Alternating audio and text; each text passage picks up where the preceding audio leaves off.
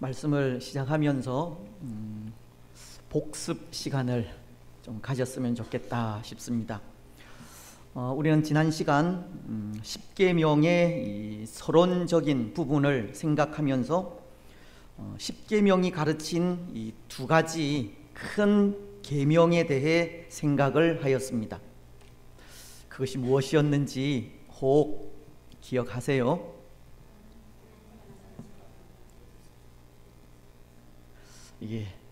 예수님은 이 마태복음 22장 37절로 39절을 통해 예수께서 이르시되 내 마음을 다하고 목숨을 다하고 뜻을 다하여 주 너희 하나님을 사랑하라 하셨으니 이것이 이 크고 첫째 되는 계명이요 둘째도 그와 같으니 내 이웃을 내 자신같이 사랑하라 하셨으니, 그 두 가지 큰 계명이 먼저는 하나님을 사랑하는 것이고 또 하나는 이웃을 사랑하는 것이라고 하셨습니다.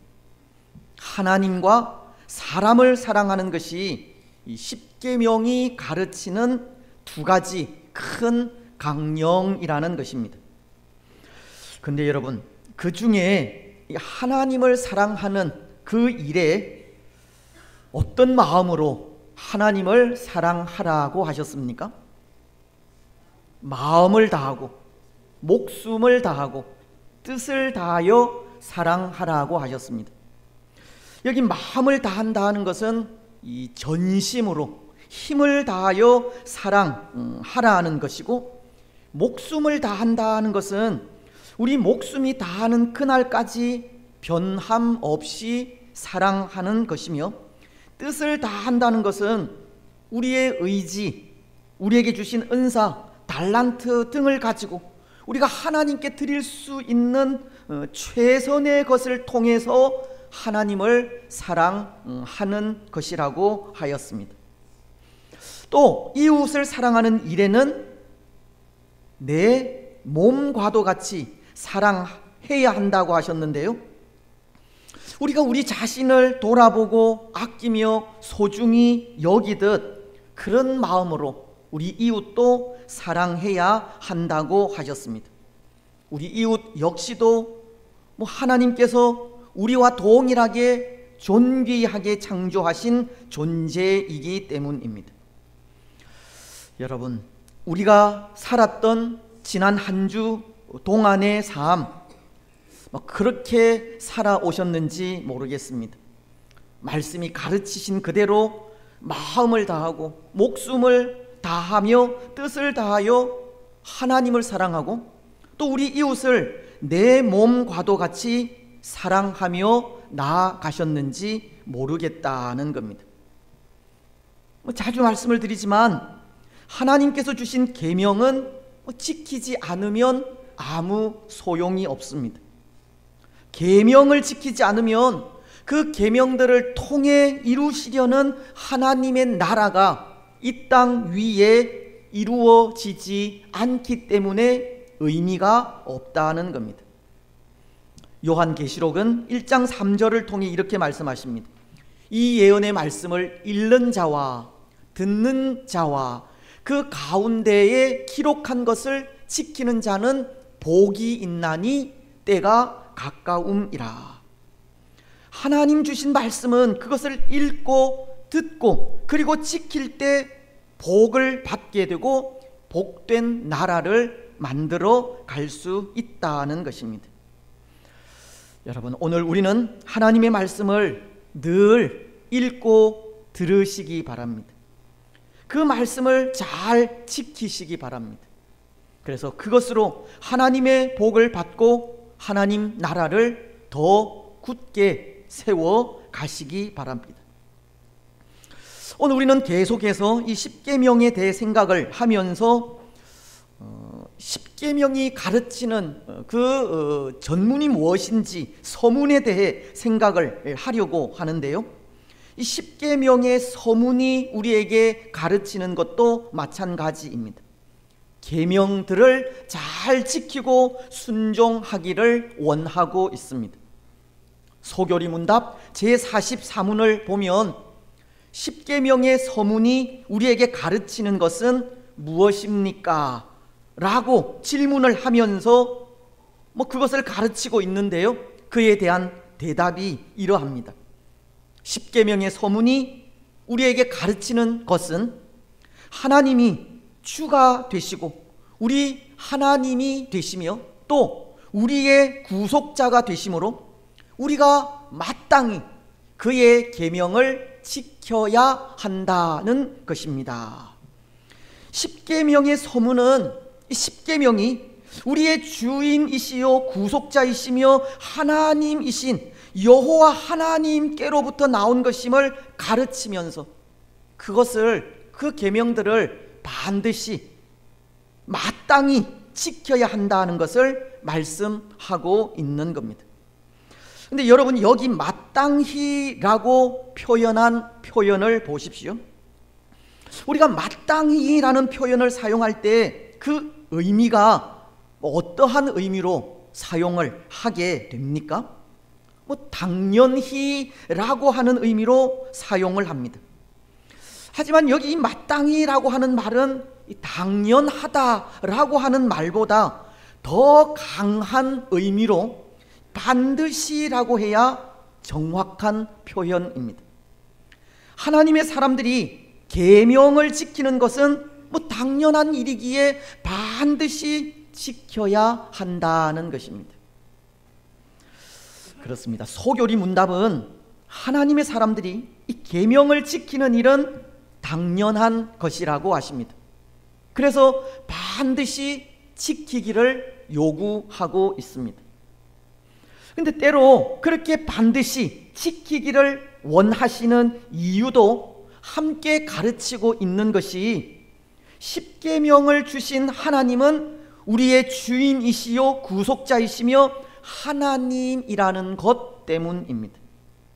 십계명은 우리 인생의 주인이시요 구속자이시며 참 신이신 하나님께로부터 나온 것이기 때문에 반드시 지켜야 한다는 것입니다.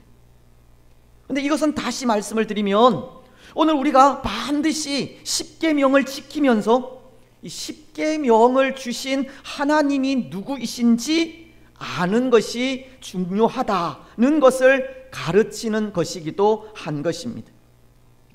하나님은 우리 인생의 주인이시고 우리를 구원하신 구속자이시며 만주의 주요 참신이시라고 말씀하고 있듯이 그것을 알아야 한다는 겁니다.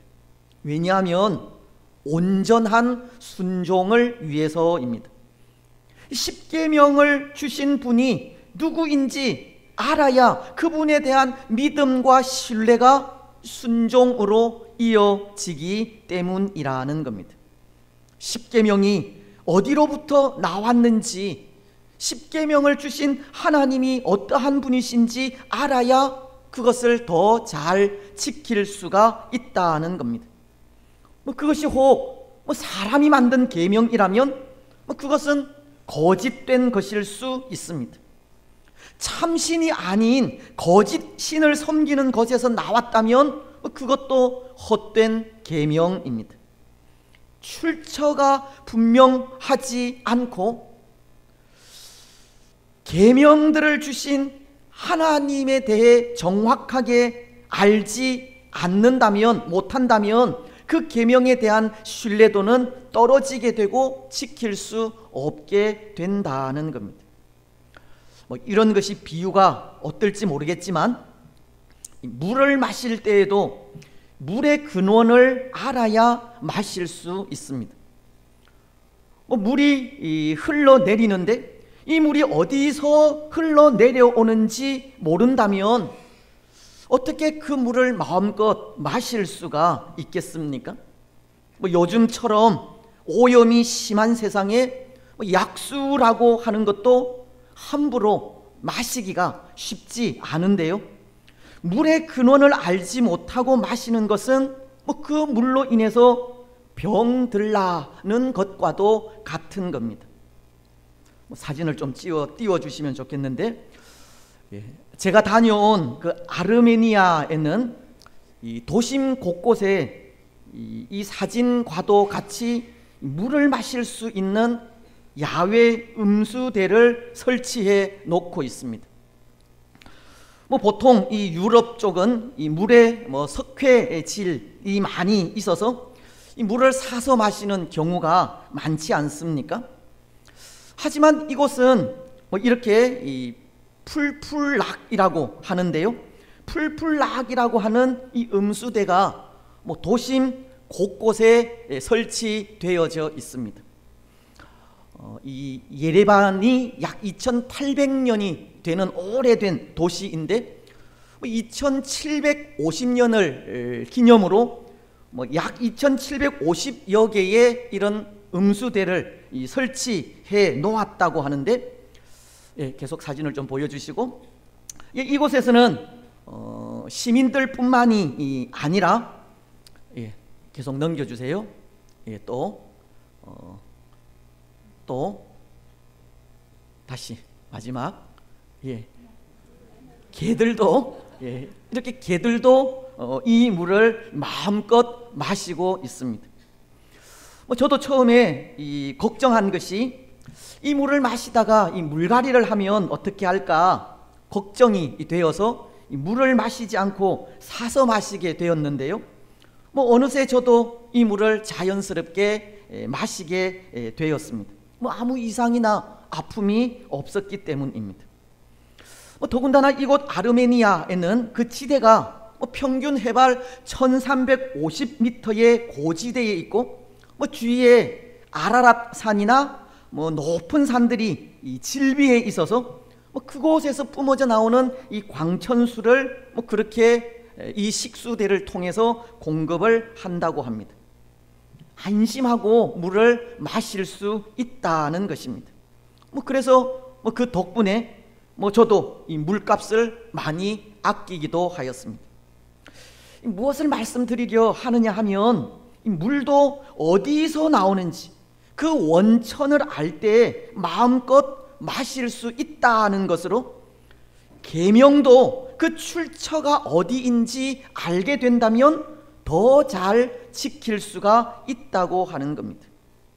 혹 그것이 거짓된 사람들에게서 나왔을 때 그 계명을 지키는 사람들은 거짓된 사람들이 될 수밖에 없고, 거짓 신들을 섬기는 사람들에게서 나왔을 때 그 계명을 지킨 사람들은 거짓 신을 섬기는 사람들이 될 수밖에 없다는 겁니다.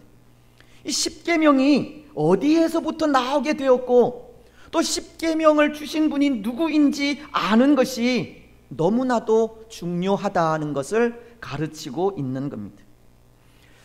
여러분, 여기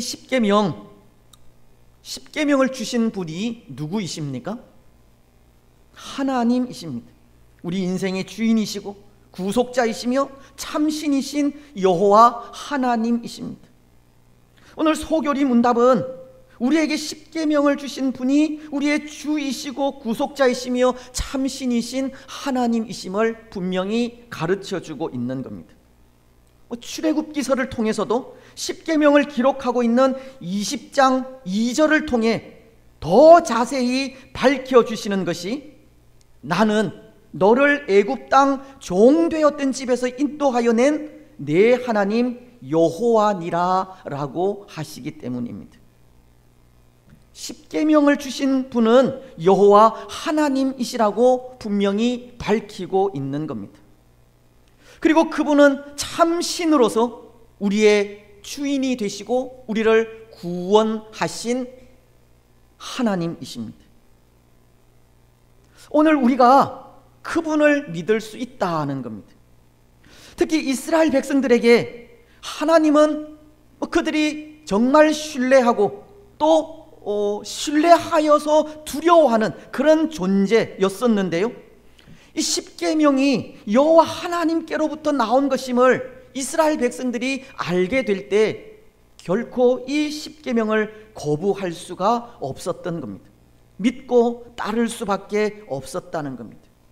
이스라엘 백성들은 이 십계명이 하나님께로부터 나왔다고 하는 사실에 항상 두려움을 가지고 그 계명을 지키며 순종하게 된 것입니다. 여러분, 그렇다면 오늘 우리는 어떤지 모르겠습니다.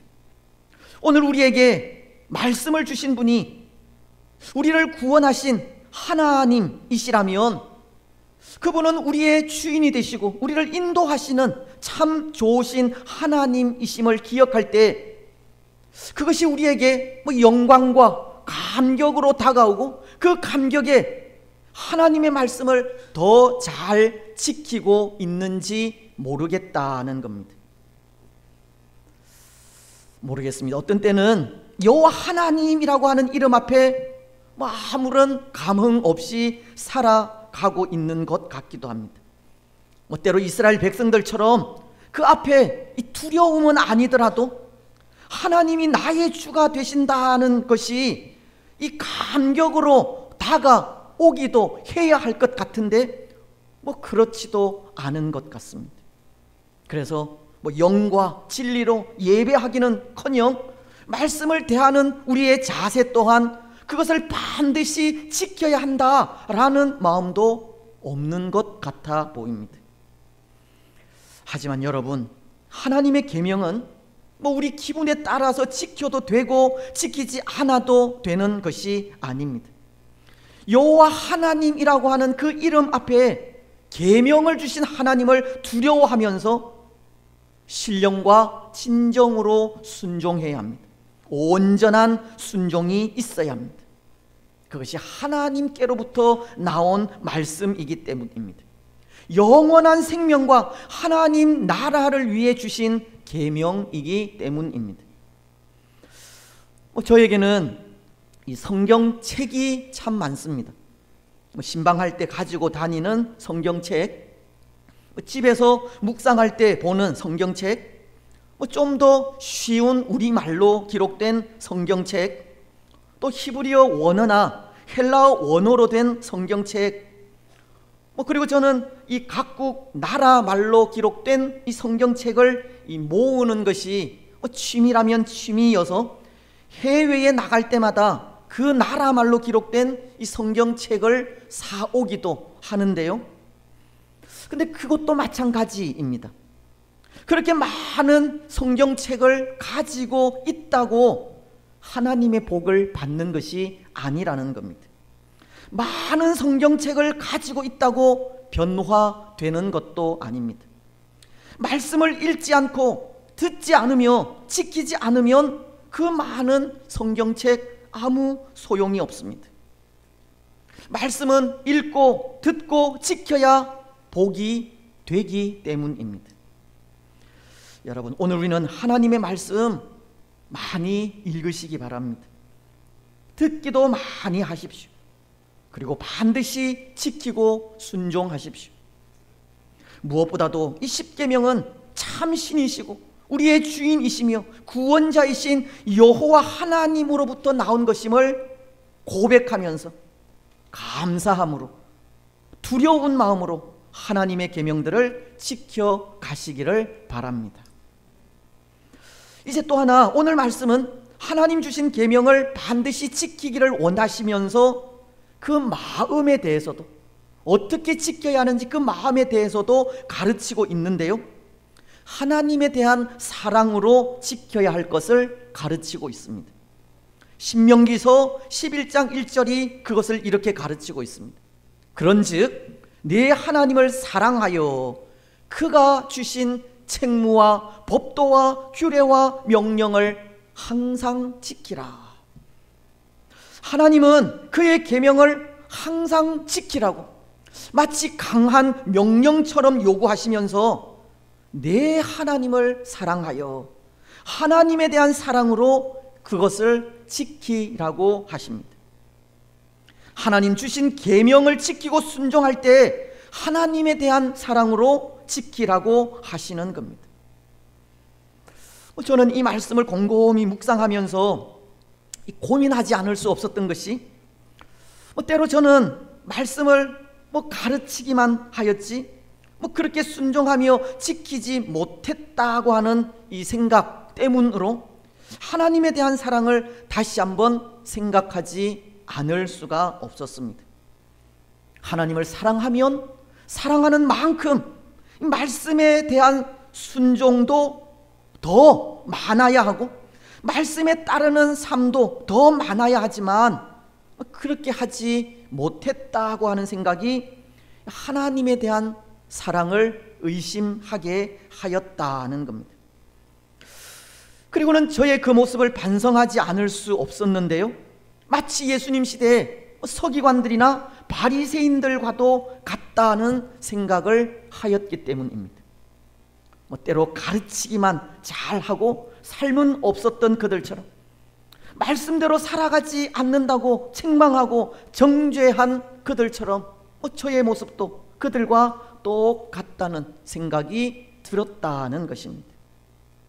하지만 그 모습은 진정 하나님을 사랑하는 모습이 아닙니다. 예수님은 누가복음 11장 46절을 통해 서기관들이나 바리새인들에게 이런 책망을 하셨습니다. 화 있을진저 또 너희 율법 교사여, 지기 어려운 짐을 사람에게 지우고 너희는 한 손가락도 이 짐에 대지 않는도다.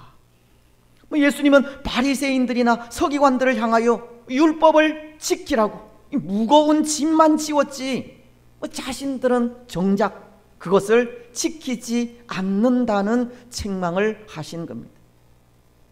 사실은 그들 마음속에 하나님을 향한 사랑이 없었기 때문입니다.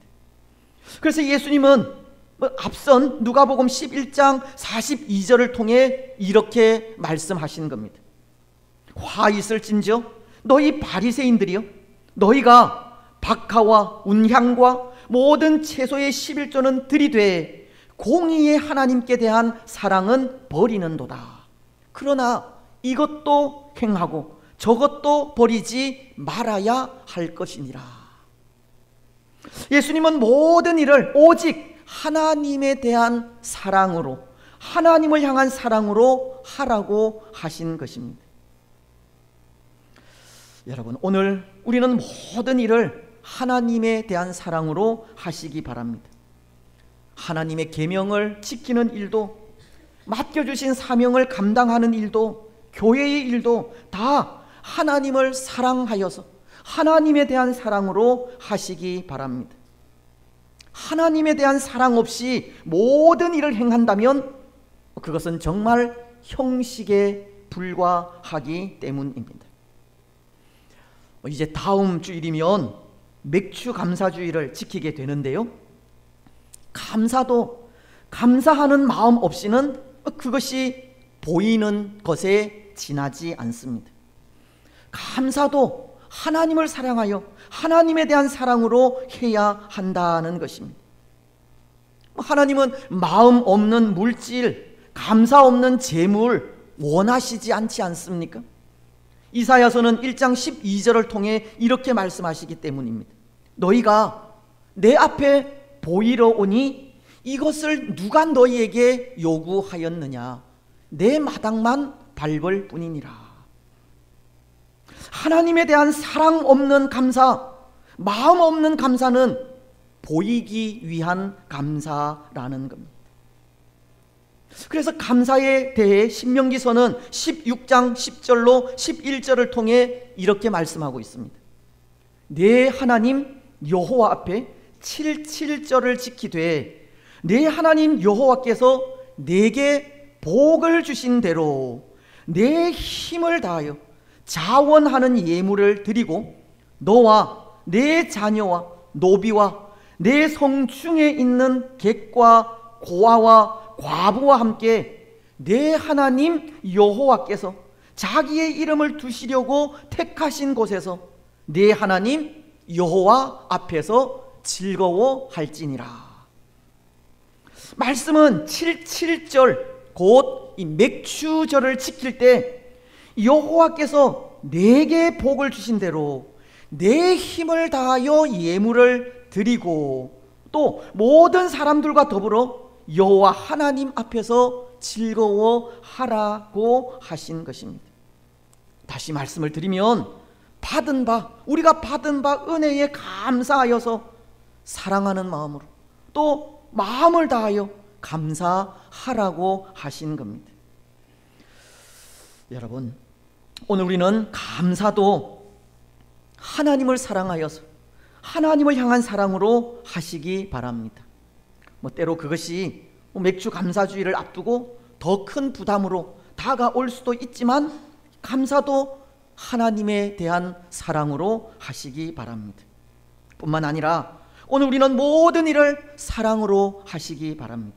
오늘 말씀이 계명을 지킬 때 하나님에 대한 사랑으로 할 것을 가르치고 있듯 계명을 지킬 때에도, 교회의 일을 할 때에도, 감사할 때에도 그 모든 일들을 다 하나님에 대한 사랑으로 하시기 바랍니다. 이제 마지막, 오늘 말씀은 하나님을 사랑하는 마음으로 하나님 주신 계명을 지키기를 원하시면서 그렇게 계명을 지키기를 원하시는 하나님의 마음도 가르쳐 주고 있습니다. 여러분, 하나님을 향한 사랑으로 반드시 계명을 지키기를 원하시는 하나님의 마음, 어떤 마음이겠습니까? 왜 하나님은 하나님을 향한 사랑으로 그렇게 계명들을 지키라고 말씀하고 있겠습니까? 계명을 지킬 때 그것이 우리에게 복이 되기 때문에 복 받기를 원하시는 하나님의 마음이 담겨져 있는 것입니다. 오늘 17절 말씀은 이렇게 기록하고 있습니다.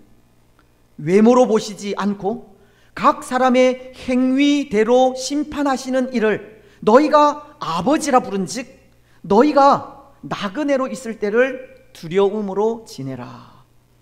이 말씀이 가르치는 것은 행함에 따르는 심판이 있다는 것을 가르치는 말씀인데요, 즉 계명에 순종하여서 아름다운 열매를 맺는 자들에게는 상급을 주시고 만약 그렇지 않는 자들에게는 징계를 하신다는 말씀입니다.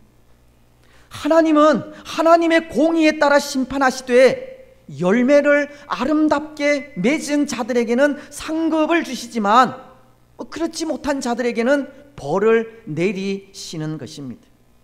결국 이 말씀은 하나님께서 계명을 지키라고 하신 그 마음이 복을 주시기 위해서라는 것을 알 수 있는 것입니다. 여러분, 하나님은 계명을 지키는 자들에게 복을 주십니다. 어떠한 복을 주십니까? 우리가 앞서 생각했던 요한계시록 1장 3절은 이렇게 말씀을 하고 있는데요, 이 예언의 말씀을 읽는 자와 듣는 자들과 그 가운데 기록한 것을 지키는 자는 복이 있나니 때가 가까움이라. 여기 이 복은 뒤에 나오는 구절인 때가 가깝다라는 말씀과 연결이 되어서 이 마지막 날 예수 그리스도로 인해 구원을 받게 된다고 하는 의미입니다. 오늘 우리가 하나님 주신 계명을 잘 지키고 순종하며 말씀에 따라 예수 그리스도를 믿을 때 마지막 날 심판주이신 예수님께서 산 자와 죽은 자를 심판하게 될 때 말씀 그대로 영원한 생명, 참 생명, 영생을 누리는 복을 받게 되는 것입니다. 또 출애굽기서 20장 6절은 그 복에 대해 이렇게도 말씀하십니다. 나를 사랑하고 내 계명을 지키는 자에게는 천대까지 은혜를 베푸느니라.